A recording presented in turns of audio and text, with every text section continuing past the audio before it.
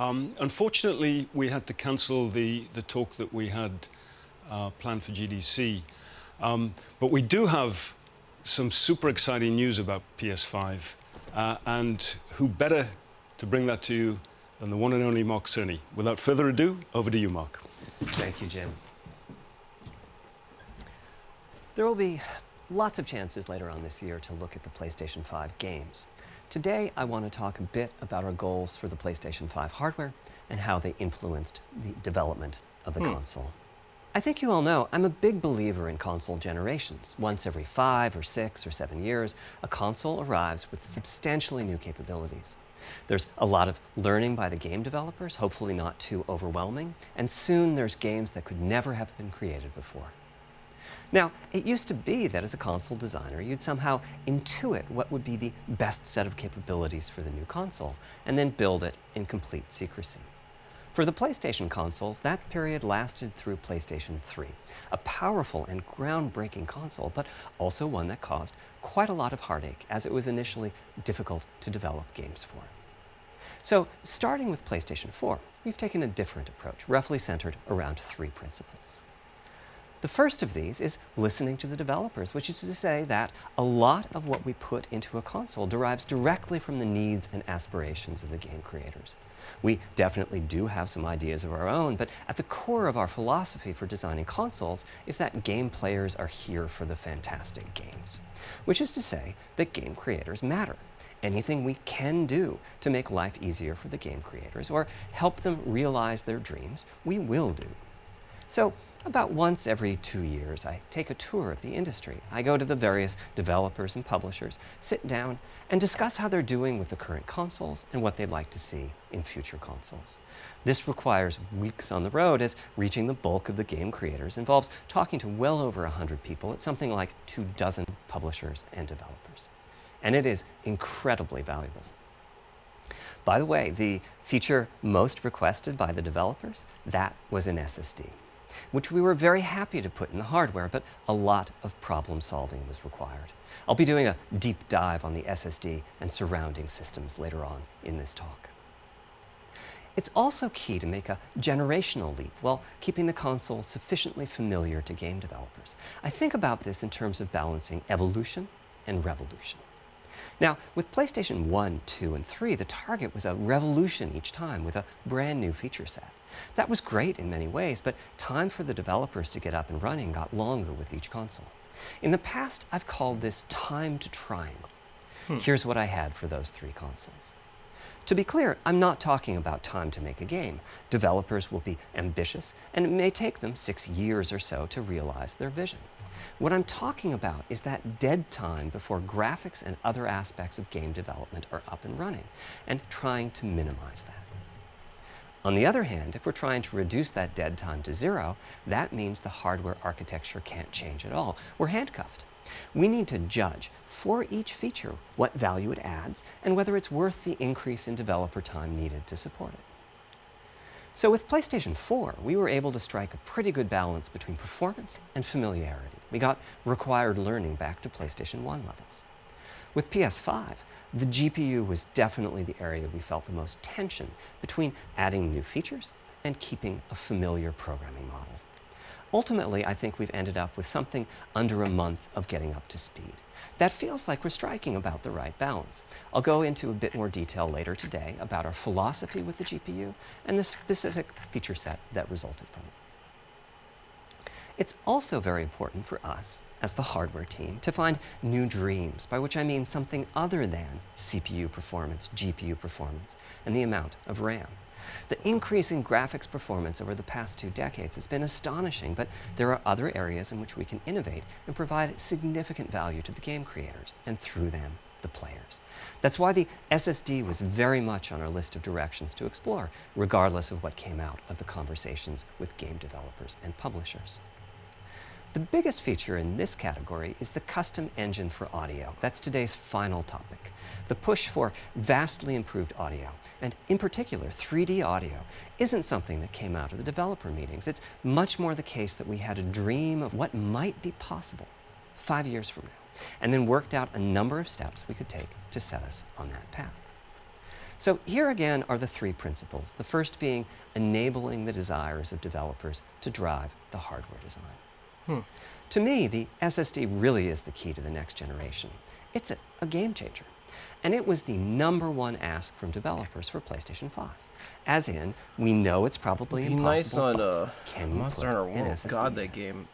That was a discussion we were also so having internally. long It to was clear load that the stuff. presence of a hard drive in every PlayStation 4 was having a positive impact. Not A just lot when of you- things not that would just on simply startup, have been but, like, impossible at Blu-ray disc speeds were now For possible. each. At the same time, though, in 2015 and 2016, Quest. when we were having these conversations, developers were already banging up against the limits of the hard drive. And a lot of developer time was being spent designing around slow load speeds. I want to focus in on just one number here, which is how long it takes to load a gigabyte of data from a hard drive. The difficulty being that hard drives are neither particularly fast nor flexible.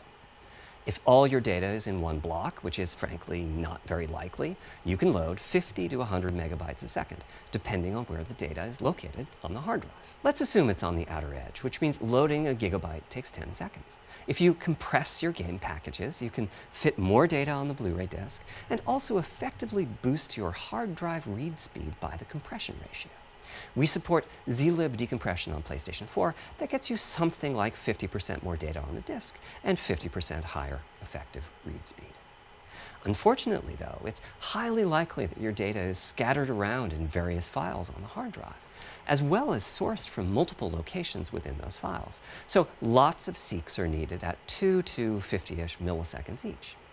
My rule of thumb is that the hard drive is spending 2/3 of its time seeking and only 1/3 of its time actually loading data. Putting all of that together, a gigabyte is very roughly 20 seconds to load from a hard drive. Now, a gigabyte is not much data. Games are using 5 or 6 gigabytes of RAM on PlayStation 4, so boot times and load times can get pretty grim. Or to put that differently, as a player, you wait for the game to boot, wait for the game to load, wait for the level to reload every time you die, and you wait for what is euphemistically called fast travel. And all of that leads to the dream. What if we could have not just an SSD, but a blindingly fast SSD? If we could load 5 gigabytes a second from it, what would change? Now, SSDs are completely different from hard drives. They don't have seeks as such. If you have a 5 gigabyte a second SSD, you can read data from 1,000 different locations in that second, pretty much at speed. As for time to load a gigabyte, this is next gen we're talking about, so memory is bigger. Instead, we should be asking how long to load 2 gigabytes. And the answer is about 1/4 of a second. I mean, that's amazing. We're talking 2 orders of magnitude, meaning very roughly 100 times faster. Which means at 5 gigabytes a second for the SSD, the potential is that the game boots in a second. There are no load screens. The game just fades down while loading a half dozen gigabytes and fades back up again. Same for a reload. You're immediately back in the action after you die. And fast travel becomes so fast it's blink and you miss it. As game creators, we go from trying to distract the player from how long fast travel is taking, like those Spider-Man subway rides, to being so blindingly fast that we might even have to slow that transition down. Pretty cool, right? But for me, this is not the primary reason to change from a hard drive to an SSD. The primary reason for an ultra-fast SSD is that it gives the game designer freedom. Or to put that differently, with a hard drive, the 20 seconds that it takes to load a gigabyte can sabotage the game that the developer is trying to create. I think almost all of us in the room have experienced this, maybe in different ways. Say we're making an adventure game and we have 2 rich environments where we each want enough textures and models to fill memory, which you can do as long as you have a long staircase or elevator ride or a windy corridor where you can ditch the old assets and then take 30 seconds or so to load the new assets. Having a 30-second elevator ride is a little extreme. More realistically, we'd probably chop the world into a number of smaller pieces and then do some calculations with sight lines and run speeds like we did for Haven City when we were making Jak 2. The game is 20 years old, but not much has changed since then. All those twisty passages are there for a reason. There's a whole subset of level design dedicated to this sort of work, but still, it's a giant distraction for a team that just wants to make their game. So when I talked about the dream of an SSD, part of the reason for that 5 GB a second target was to eliminate loads, but also part of the reason for that target is streaming. As in, what if the SSD is so fast that as the player is turning around, it's possible to load textures for everything behind the player in that split second? If you figure that it takes half a second to turn, that's 4 GB of compressed data you can load. That sounds about right for next gen. Anyway, back to the hard drive. Another strategy for increasing effective read speed is to make big sequential chunks of data. For example, we might group all the data together for each city block. That removes most of the seeks, and the streaming gets faster. But there's a downside too, which is that frequently used data is included in many chunks and therefore is on the hard drive many, many times. Marvel's Spider-Man uses this strategy, and though it works very well for increasing the streaming speed, there's a massive duplication as a result. Some of the objects like mailboxes or news racks are on the hard drive 400 times. What I'm describing here are things that cramp a creative director's style. Either level design gets a little bit boring in places, or the data is duplicated so many times that it no longer fits on the Blu-ray disc. And you end up with hard limits on the player's run speed or driving speed. The player can't go faster than the load speed from the hard drive. And finally, I'm sure many of you have noticed that after a patch download, the PlayStation 4 will sometimes take a long time to install the patch. That's because when just part of a file has been changed, the new data can be downloaded pretty quickly. But before the game boots up, a brand new file has to be constructed that includes the changed portion. Otherwise, every change would add a seek or two. Even so, you can occasionally see this happening on game titles. They start to hitch once they get patched enough. With an SSD, though, no seeks, so no need to make brand new files with the changes incorporated into them, which means no installs as you know them today. There's yet one more benefit, which is that system memory can be used much more efficiently. On PlayStation 4, game data on the hard drive feels very distant and difficult to use. By the time you realize you need a piece of data, it's much too late to go out and load it. So system memory has to contain all of the data that could be used in the next 30 seconds or so of gameplay. That means a lot of the 8 GB of system memory is idle. It's just waiting there to be potentially used. On PlayStation 5, though, the SSD is very close to being like more RAM. Typically, it's fast enough that when you realize you need a piece of data, you can just load it from the SSD and use it. There's no need to have lots of data parked in system memory waiting to potentially be used. A different way of saying that is that most of RAM is working on the game's behalf. This is one of the reasons that 16 GB of GDDR6 feels right for PlayStation 5. The presence of the SSD reduces the need for a massive intergenerational increase in size. So back to the dream of the SSD. Here's the set of targets. Boot the game in a second. No load screens. Design freedom, meaning no twisty passages or long corridors. More game on the disk and more game on the SSD. And finally, those patch installs go away. The reality, though, is that the SSD is just one piece of the puzzle. There's a lot of places where bottlenecks can occur in between the SSD and the game code that uses the data. You can see this on PlayStation 4. If I use an SSD with 10 times the speed of a standard hard drive, I probably see only double the loading speed, if that. For PlayStation 5, our goal was not just that the SSD itself be 100 times faster. It was that game loads and streaming would be 100 times faster. So every single potential bottleneck needed to be addressed. And there are a lot of them. Let's look at check-in and what happens when its overhead gets 100 times larger. Conceptually, check-in is a pretty simple process. Data is loaded into system memory from the hard drive or SSD. It's examined. A few values are tweaked to check it in, and then it's moved to its final location. At the SSD speeds we're talking about, that last part, moving the data, meaning copying it from one location to another, takes roughly an entire next-gen CPU core. And that's just the tip of the iceberg. If all the overheads get 100 times larger, that will cripple the frame rate as soon as the player moves and that massive stream of data starts coming off the SSD. So to solve all of that, we built a lot of custom hardware, namely a custom flash controller and a number of custom units in our main chip. The flash controller in the SSD was designed for smooth and bottleneck-free operation, but also with games in mind. For example, there are 6 levels of priority when reading from the SSD.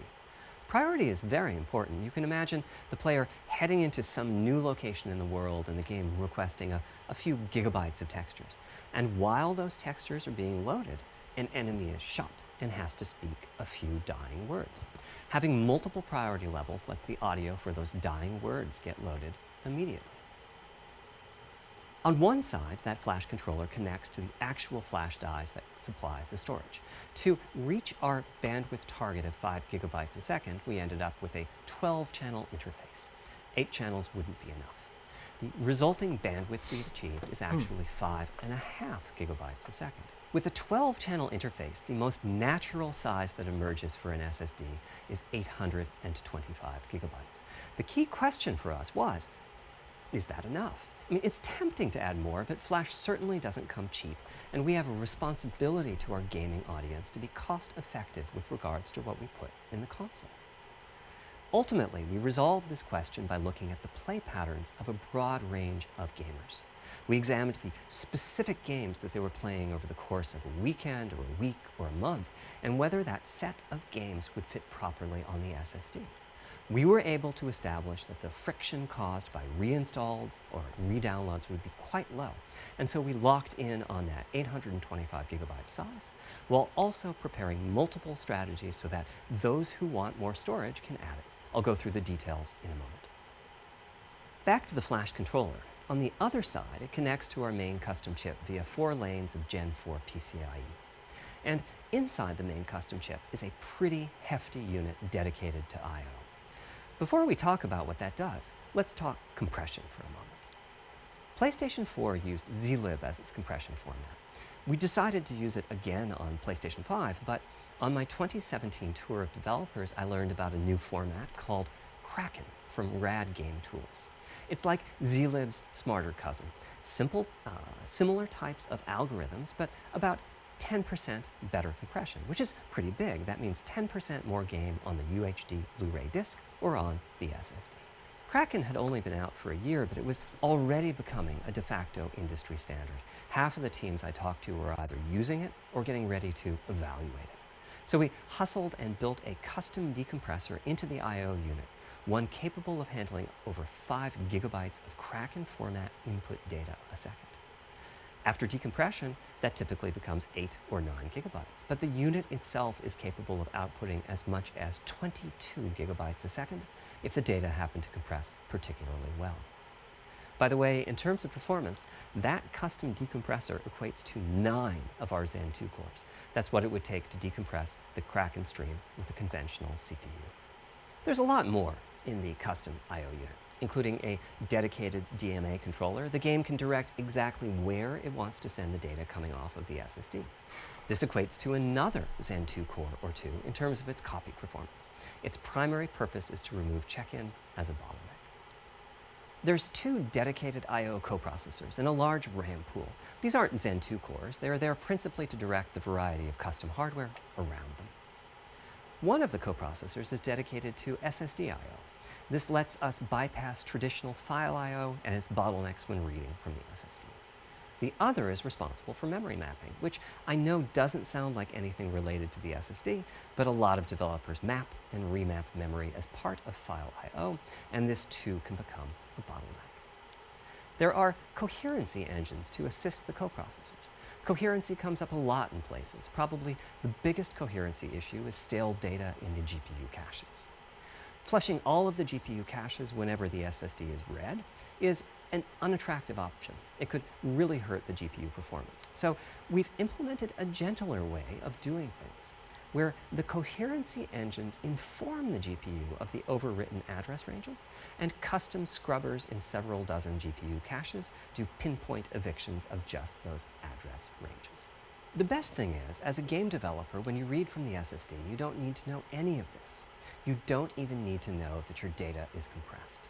You just indicate what data you'd like to read from your original uncompressed file and where you'd like to put it, and the whole process of loading it happens invisibly to you and at very high speed. Back to the dream. Thanks to all of that surrounding hardware, our 5.5 gigabytes a second really should translate into something like 100 times faster I/O than PS4 and allow the dream of no load screens and super fast streaming to become a reality. Having said that, expandability of our SSD is going to be quite important. Flash is costly, and you may very well want to add storage to whatever we put in the console. Now, the kind of storage you need depends on how you're going to use it. If you have an extensive PlayStation 4 library and you'd like to take advantage of backwards compatibility to play those games on PlayStation 5, then a large external hard drive is ideal. You can leave your games on the hard drive and play them directly from there, thus saving the pricier SSD storage for your PlayStation 5 titles, or you can copy your active PlayStation 4 titles to the SSD. If your purpose in adding more storage is to play PlayStation 5 titles, though, ideally you would add to your SSD storage. We will be supporting certain M2 SSDs. These are internal drives that you can get on the open market and install in a bay in the PlayStation 5. As for which ones we support and when, I'll get to that in a moment. They connect through the custom I/O unit just like our SSD does, so they can take full advantage of the decompression, I/O coprocessors, and all the other features I was talking about. Here's the catch, though. That commercial drive has to be at least as fast as ours. Games that rely on the speed of our SSD need to work flawlessly with any M2 drive. When I gave the Wired interview last year, I said that the PlayStation 5 SSD was faster than anything available on PC. At the time, commercial M2 drives used PCIe 3.0, and 4 lanes of that cap out at 3.5 gigabytes a second. In other words, no PCIe 3.0 drive can hit the required spec. M2 drives with PCIe 4.0 are now out in the market. We're getting samples and seeing 4 or 5 gigabytes a second from them. By year's end, I expect there will be drives that saturate 4.0 and support 7 gigabytes a second. Having said that, we are comparing apples and oranges, though, because that commercial M2 drive will have its own architecture, its own flash controller, and so on. For example, the NVMe specification lays out a priority scheme for requests that the M2 drives can use. And that scheme is pretty nice, but it only has 2 true priority levels. Our drive supports 6. We can hook up a drive with only 2 priority levels, definitely, but our custom I/O unit has to arbitrate the extra priorities rather than the M2 drive's flash controller. And so the M2 drive needs a little extra speed to take care of issues arising from the different approach. That commercial drive also needs to physically fit inside of the bay we created in PlayStation 5 for M2 drives. Unlike internal hard drives, there's unfortunately no standard for the height of an M2 drive, and some M2 drives have giant heat sinks. In fact, some of them even have their own fans. Right now, we're getting M2 drive samples and benchmarking them in various ways. When games hit beta as they get ready for the PlayStation 5 launch at year-end, we'll also be doing some compatibility testing to make sure that the architecture of particular M2 drives isn't too foreign for the games to handle. Once we've done that compatibility testing, we should be able to start letting you know which drives will physically fit and which drive samples have benchmarked appropriately high in our testing. It would be great if that happened by launch, but it's likely to be a bit past it, so please hold off on getting that M2 drive until you hear from us. Okay, back to our principles. Balancing evolution and revolution is the second of them. This was definitely a recurring theme with the GPU. We need new GPU features and capabilities. If we only have more performance, it's not really a new generation of console. Of course, many of these capabilities result in more performance. That's part of why a PlayStation 5 teraflop is more powerful than a PlayStation 4 teraflop.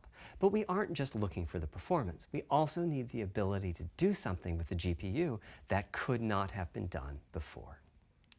And we need higher performance per watt. Every time we double the performance of some GPU component, we don't want to find out we've doubled the power consumed and the heat produced. But at the same time, we have to make sure the GPU can run PS4 games, and we have to ensure that the architecture is easy for the developers to adopt. Now, backwards compatibility was handled masterfully by AMD. They treated it as a key need throughout the design process. As our solution to adding new features without blindsiding developers, we made sure that if there were new significant features, it would be optional to use them. The GPU supports ray tracing, but you don't have to use ray tracing to make your game. The GPU supports primitive shaders, but you can release your first game on PlayStation 5 without making any use of them. Before I get into the capabilities of the GPU, I'd like to make clear 2 points that can be quite confusing. First, we have a custom AMD GPU based on their RDNA 2 technology. What does that mean? AMD is continuously improving and revising their tech. For RDNA 2, their goals were, roughly speaking, to reduce power consumption by re-architecting the GPU to put data close to where it's needed, to optimize the GPU for performance, and to add a new, more advanced feature set. But that feature set is malleable, which is to say that we have our own needs for PlayStation, and that can factor into what the AMD roadmap becomes. So collaboration is born. If we bring concepts to AMD that are felt to be widely useful, then they can be adopted into RDNA 2 and used broadly, including in PC GPUs. If the ideas are sufficiently specific to what we're trying to accomplish, like the GPU cache scrubbers I was talking about, then they end up being just for us. If you see a similar discrete GPU available as a PC card at roughly the same time as we release our console, that means our collaboration with AMD succeeded in producing technology useful in both worlds. It doesn't mean that we as Sony simply incorporated the PC part into our console. This continuous improvement in AMD technology means it's dangerous to rely on teraflops as an absolute indicator of performance, and CU count should be avoided as well. In the case of CPUs, we all understand this. The PlayStation 4 and PlayStation 5 each have 8 CPUs, but we never think that meant the capabilities and performance are equal. It's the same for CUs. For one thing, they've been getting much larger over time. Wonder about adding new features means adding lots of transistors. In fact, the transistor count for a PlayStation 5 CU is 62% larger than the transistor count for a PlayStation 4 games on there. Second, the PlayStation 5 GPU is like, backwards compatible with PlayStation 4. What does that mean?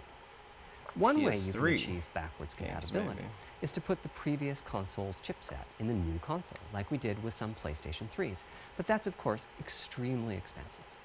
A better way is to incorporate any differences in the previous console's logic into the new console's custom chips, meaning that even as the technology evolves, the logic and feature set that PlayStation 4 and PlayStation 4 Pro titles rely on is still available in backwards compatibility modes.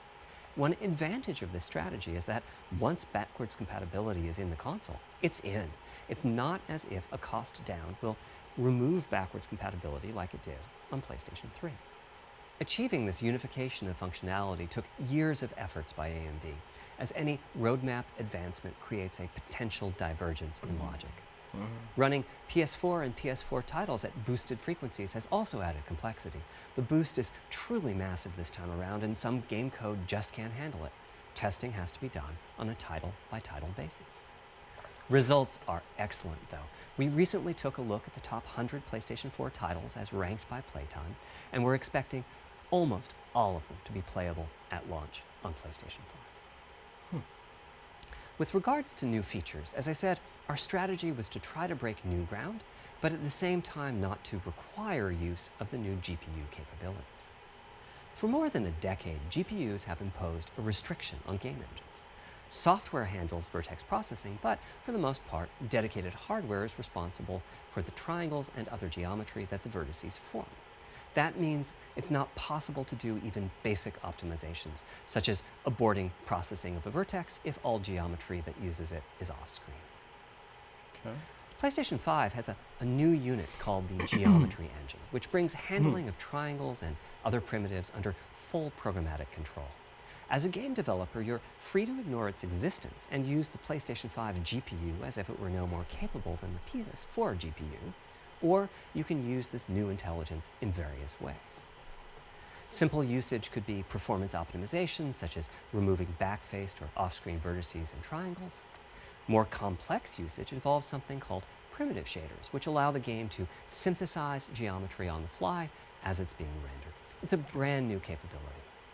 Using primitive shaders on PlayStation 5 will allow for a broad variety of techniques, including smoothly varying level of detail, addition of procedural detail to close-up objects, and improvements to particle effects and other visual special effects.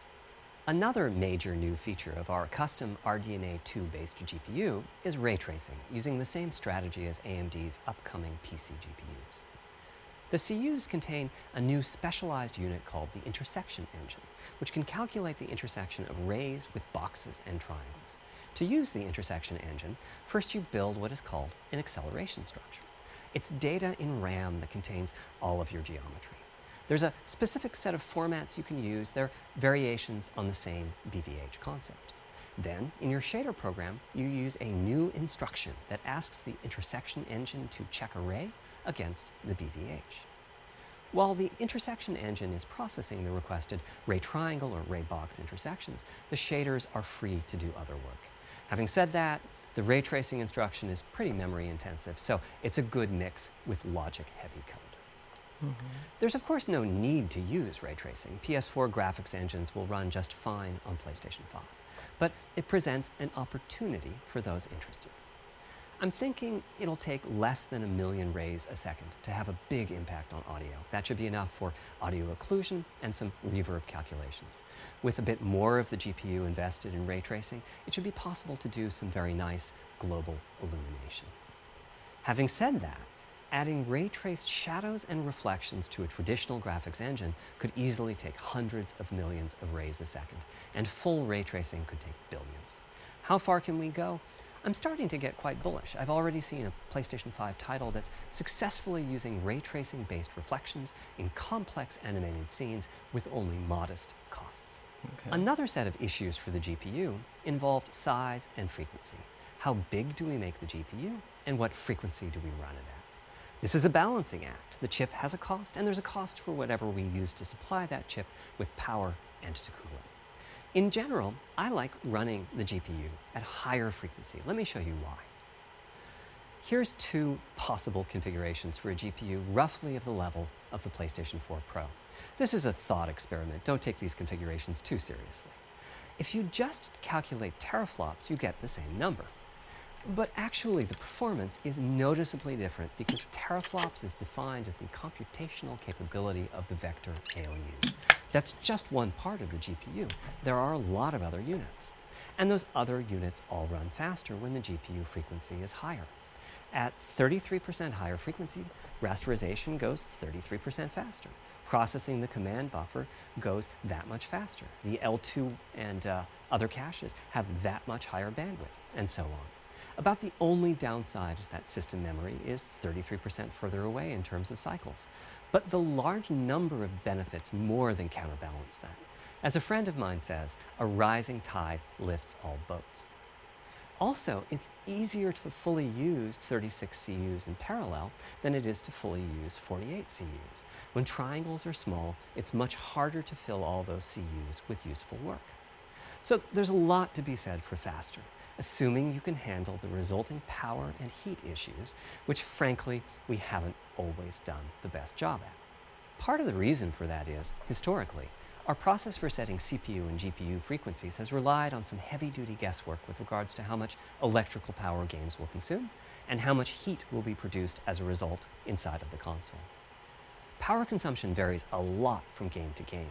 When I play God of War on my PS4 Pro, I know the power consumption is high just by the fan noise. But power isn't simply about engine quality. It's about the minutiae of what's being displayed and how. It's counterintuitive, but processing dense geometry typically consumes less power than processing simple geometry, which is, I suspect, why Horizon's map screen, with its low triangle count, makes my PS4 Pro heat up so much. Our process on previous consoles has been to try to guess what the maximum power consumption during the entire console lifetime might be, which is to say, the worst case scene in the worst case game, and prepare a cooling solution that we think will be quiet at that power level. If we get it right, fan noise is minimal. If we get it wrong, the console will be quite loud for the higher power games, and there's even a chance that it might overheat and shut down if we misestimate power too badly. PlayStation 5 is especially challenging because the CPU supports 256-bit native instructions that consume a lot of power. These are great here and there, but presumably only minimally used. Or are they? If we plan for major 256-bit instruction usage, we need to set the CPU clock substantially lower or noticeably increase the size of the power supply and fan. So, after much discussion, we decided to go with a very different direction on PlayStation 5. We built a GPU with 36 CUs. Mind you, RDNA 2 CUs are large. Each has 62% more transistors than the CUs we were using on PlayStation 4. So if we compare transistor counts, 36 RDNA 2 CUs equates to roughly 58 PlayStation 4 CUs. It is a fairly sizable GPU. Then we went with a variable frequency strategy for PlayStation 5, which is to say we continuously run the GPU and CPU in boost mode. We supply a generous amount of electrical power and then increase the frequency of GPU and CPU until they reach the capabilities of the system's cooling solution. It's a completely different paradigm. Rather than running at constant frequency and letting power vary based on the workload, we run at essentially constant power and let the frequency vary based on the workload. We then tackled the engineering challenge of a cost-effective and high-performance cooling solution designed for that specific power level. In some ways, it becomes a simpler problem because there are no more unknowns. There's no need to guess what power consumption the worst-case game might have. As for the details of the cooling solution, we're saving them for our teardown. I think you'll be quite happy with what the engineering team came up with. So, how fast can we run the GPU and CPU with this strategy? The simplest approach would be to look at the actual temperature of the silicon die and throttle the frequency on that basis. But that won't work. It fails to create a consistent PlayStation 5 experience. It wouldn't do to run a console slower simply because it was in a hot room. So rather than look at the actual temperature of the silicon die, we look at the activities that the GPU and CPU are performing and set the frequencies on that basis, which makes everything deterministic and repeatable. While we're at it, we also use AMD's Smart Shift technology and send any unused power from the CPU to the GPU so it can squeeze out a few more pixels. The benefits of this strategy are quite large. Running a GPU at 2 gigahertz was looking like an unreachable target with the old fixed frequency strategy. With this new paradigm, we're able to run way over that. In fact, we have to cap the GPU frequency at 2.23 gigahertz so that we can guarantee that the on-chip logic operates properly. 36 CUs at 2.23 gigahertz is 10.3 teraflops, and we expect the GPU to spend most of its time at or close to that frequency and performance. Similarly, running the CPU at 3 gigahertz was causing headaches with the old strategy. But now we can run it as high as 3.5 gigahertz. In fact, it spends most of its time at that frequency. That doesn't mean all games will be running at 2.23 gigahertz and 3.5 gigahertz. When that worst-case game arrives, it will run at a lower clock speed, but not too much lower. To reduce power by 10%, it only takes a couple of percent reduction in frequency, so I'd expect any downclocking to be pretty minor. All things considered, the change to a variable frequency approach will show significant gains for PlayStation gamers. The final of our 3 principles was about finding new dreams. It's important for us on the hardware team to find new ways to expand or deepen gaming, and that's what led us to a focus on 3D audio. As players, we experience the game through the visuals, through audio, and through the feedback we receive from the controller, such as rumble or haptics. Personally, I feel a game is just dead without audio. Visuals are, of course, important, but the impact of audio is huge as well. At the same time, the audio team on a game project has to do a lot with a little. For example, on PlayStation 4, there's fierce competition for the Jaguar CPU cores. Audio typically ends up getting just a fraction of a core. That's not much of a computational resource, particularly when you consider that the visuals run at 30 or 60 frames a second, but audio processing needs to happen at almost 200 times a second. So, it's been tough going making forward progress on audio with PlayStation 4, particularly when PlayStation 3 was such a beast when it came to audio. The SPUs in Cell were almost a perfect device for audio rendering. Simple pipelined algorithms could really take advantage of asynchronous DMA and frequently reached 100% utilization of the floating point unit. There's unfortunately nothing comparable on PlayStation 4. Probably the most dramatic progress in the PlayStation 4 generation has been with virtual reality. The PSVR hardware has its own audio unit. It supports about 50 pretty decent 3D sound sources. And this provided a hint as to where we could go with audio, as well as some valuable experience. Not to oversimplify, but here were our goals for audio on PlayStation 5. The first goal was great audio for everyone, not just VR users or soundbar owners or headphone users. That meant audio had to be part of the console. It couldn't be a peripheral. The second goal was to support hundreds of sound sources. We didn't want developers to have to pick and choose what sounds would get 3D effects and which wouldn't. We wanted every sound in the game to have dimensionality. And finally, we wanted to really take on the challenges of presence and locality. Now, when we say presence, we mean the feeling that you're actually there. You've entered the matrix. It's not, of course, something we thought we could perfectly achieve, but the idea was that if we stopped using just a rain sound and instead used lots of 3D audio sources for raindrops hitting the ground at all sorts of locations around you, then at some point your brain would take a leap and you'd begin to have this feeling of real presence inside the virtual world of the game. This has the capacity to affect your appreciation of the game, just like music in a game does. The concept of locality is simpler. It's just your sense of where the audio is coming from, to the right of you, behind you, above you. This can immerse you further in the game, and it can also directly enhance the gameplay. To use Dead Space as an example, I know, old school, you're fighting enemies in fairly dark, spooky locations. Back in the day, if you played the game using the TV speakers, you could tell that there was one last enemy growling and hunting you down, but it was difficult to tell quite where that enemy was. With headphones, you could tell that the enemy was somewhere on the right, which let you deduce, if you couldn't see it, that it must be somewhere behind and to your right. But with 3D audio with good locality, the idea is you know the enemy is precisely there, and you turn and you take it out. So, how do we know where a sound is coming from in the first place? Well, all those bumps and folds in the ear have a meaning, evolutionarily speaking. Based on what direction the sound is coming from, sound waves bounce around inside the ear, there's some constructive and destructive interference, and the result is a change in volume. The phase of the sound also shifts, depending on what path the sound wave took to reach the ear canal. These volume changes and phase shifts are different for each direction and also vary depending on the frequency of the sound. Head size and head shape also impact the sound in a similar fashion.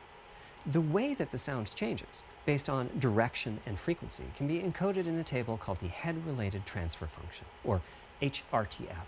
Here's part of one. The vertical axis is the frequency, the horizontal axis is the direction, front, back, left, right, and the color gives the degree of attenuation of the sound at that frequency. The HRTF is as unique to an individual as a fingerprint is. In fact, you're looking at mine right now. Here's how we measure an HRTF. We've taken hundreds of people through this process. We put a microphone in the subject's left and right ear canals, and then sit the subject down in the middle of an array of 22 speakers. We then play an audio sweep from each speaker as we rotate the subject. In the course of 10 or 20 minutes, we're able to sample the HRTF at over 1,000 locations. Using an HRTF when rendering audio creates unparalleled quality, but it's computationally expensive. The simplest way to use an HRTF is to process a sound source to make it appear as if it's coming from one of those 1,000 locations we sample. Unfortunately, the processing has to be done in frequency domain rather than time domain, so there's multiple fast Fourier transforms needed for every sound source for every audio tick. That's a lot of multiplies. This computational complexity was the determining factor for our strategy. It meant we had to bite the bullet and design and build a custom hardware unit for 3D audio. Collectively, we're referring to the hardware unit and the proprietary algorithms we run on it as Tempest 3D Audio Tech. The meaning of 3D audio and technology should be pretty obvious here. As for Tempest, I feel it really reflects our goals with audio. It suggests a certain intensity of experience and also hints at your presence within it. We're calling the hardware unit that we built the Tempest engine. It's based on AMD's GPU technology. We modified a compute unit in such a way as to make it very close to the SPUs in PlayStation 3. Remember when I said that they were ideal for audio? So the Tempest engine has no caches, just like an SPU. All data access is via DMA, just like an SPU. Our target was that it would have more power than a CPU, thanks to the parallelism that a GPU can achieve, and that it would be more efficient than our GPU, thanks to the SPU-like architecture. The goal being to make possible near 100% utilization of the CU's vector units. Where we ended up is a unit with roughly the same SIMD power and bandwidth as all 8 Jaguar cores in the PlayStation 4 combined. If we were to use the same algorithms as PSVR, that's enough for something like 5,000 sound sources. But of course, we want to use more complex algorithms, and we don't need anything like that number of sounds. It would have been wonderful if a simpler strategy, such as using Dolby Atmos peripherals, could have achieved our goals, but we wanted 3D audio for all, not just those with licensed soundbars or the like. Also, we wanted many hundreds of sound sources, not just the 32 that Atmos supports. And finally, we wanted to be able to throw an overwhelming amount of processing power at the problem, and it wasn't clear what any peripheral might have inside of it. In fact, with the Tempest engine, we've even got enough power that we can allocate some to the games, to the extent that games want to make use of convolution reverb and other algorithms that are either computationally expensive or need high bandwidth. But the primary purpose of the Tempest engine remains 3D audio. Now, 3D audio is a major academic research topic. It's safe to say that no one in the world has all of the answers. And the set of algorithms that has to be invented, tuned, or implemented to realize our vision for 3D audio is immense. For example, use of HRTFs in games is quite complex. Before, I talked about making a sound source appear as if it's coming from one of those 1,000 HRTF sample locations. But for high-quality 3D game audio, we have to handle other possibilities. The sound source might not be at one of the 1,000 HRTF sample locations, so we have to blend the HRTF data from the closest locations that we have sampled. The sound source might be moving, which needs very special handling as that blend keeps changing, and that can cause phase artifacts in the resulting audio. Or the sound source might have a size to it, meaning it should feel as if it's coming from an area rather than a single point. There's also whole categories of approaches to be handled. 3D audio can be implemented using individual processing of 3D sound sources. But alternatively, ambisonics can be used for 3D audio. Ambisonics being somewhat like the spherical harmonics used in computer graphics. And finally, there's audio devices. The player might be using headphones or TV speakers, or have a higher-end surround sound setup with 6 or more speakers, all of which need different approaches. That's a lot of variations. It's nice to have the computational resources of the Tempest engine, but it's clear that achieving our ultimate goals with 3D audio is going to be a multi-year, step-by-step process. Having said that, headphone audio implementation is largely complete at this time. It was a natural place for us to start. With headphones, we control exactly what each ear hears, and therefore the algorithmic development and implementation are more straightforward. For TV speakers and stereo speakers, we're in the process of implementing virtual surround sound. The idea being that if you're sitting in a sweet spot in front of the TV, then the sound can be made to feel as if it's coming from any direction, even behind you. Virtual surround sound has a lot in common with 3D audio on headphones, but it's more complex because the left ear can hear the right speaker and vice versa. We have a basic implementation of virtual surround sound up and running. We're now looking at increasing the size of that sweet spot, which is to say, making the area you need to be in to feel the 3D effect larger. And we're also working to boost the sense of locality. It's a game-to-game basis. Headphone with audio backwards is the current gold standard for 3D audio on PlayStation 5, but we're going to see what we can do to bring virtual surround sound to a similar level, after which we'll start in on setups with more speakers, such as 6-channel surround sound.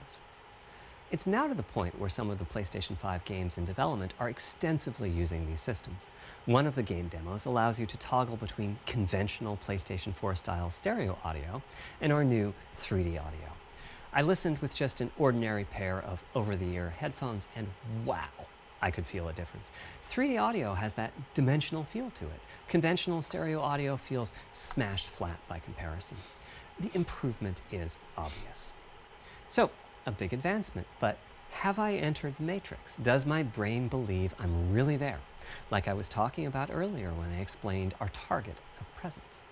Well, the answer is no, but you've probably caught on to what's missing here, namely whose HRTF was being used.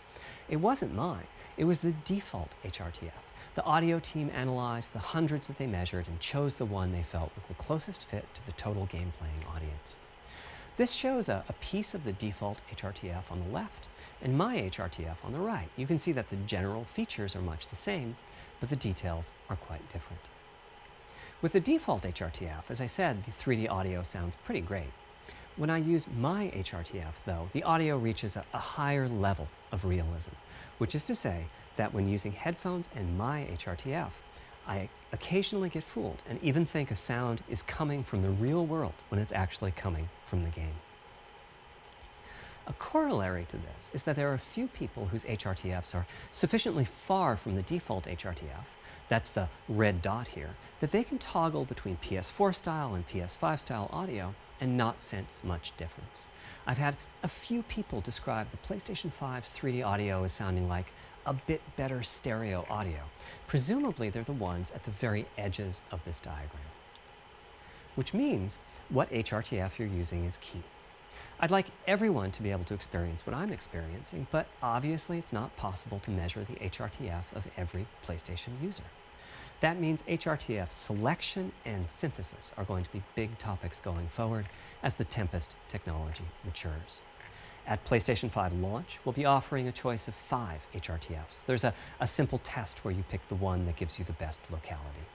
That's just the first step, though. This is an open-ended research topic.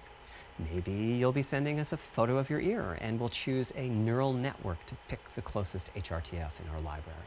Maybe you'll be sending us a video of your ears and your head, and we'll make a 3D model of them and synthesize the HRTF. Maybe you'll play an audio game to tune your HRTF. We'll be subtly changing it as you play and home in on the HRTF that gives you the highest score, meaning that it matches you the best.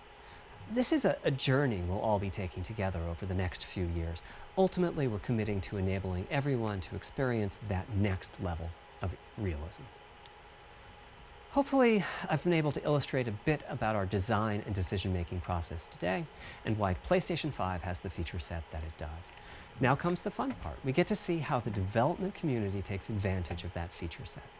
I'm hoping for the completely unexpected. Will it come from audio, ray tracing, the capabilities of the SSD, or something else?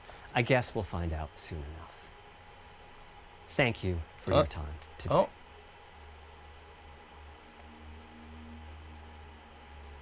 Huh?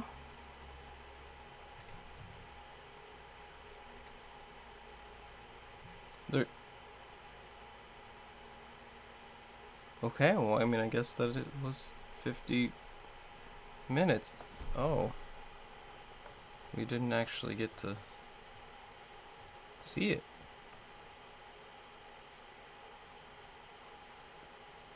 Dang. Okay, well.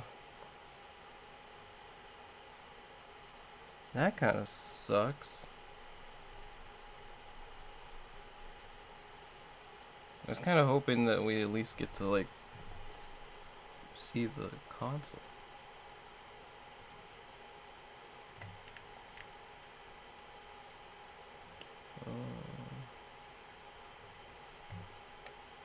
Well, okay. So, I guess gotta put it into, like, perspective. It was supposed to be, like, a GDC talk. Straight to journalists, developers, all that stuff. So I guess from that perspective, it's they talked about the stuff that they would usually talk about in these things. But I did think that we would actually get to see it. I feel like that is something that's a little weird.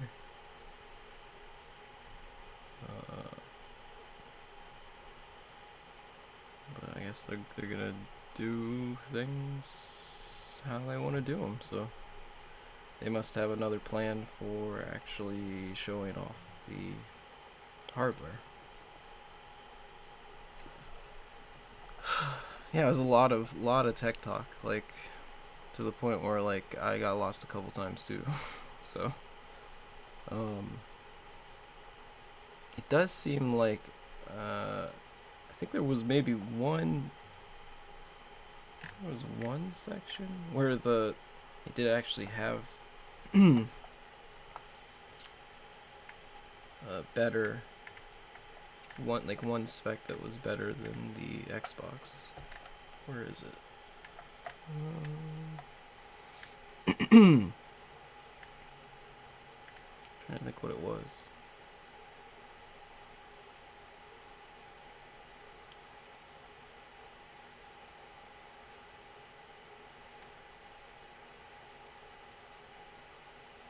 Oh, I think it was like adding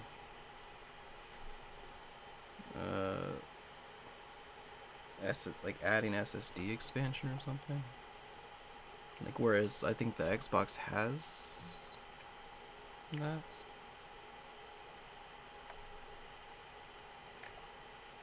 I think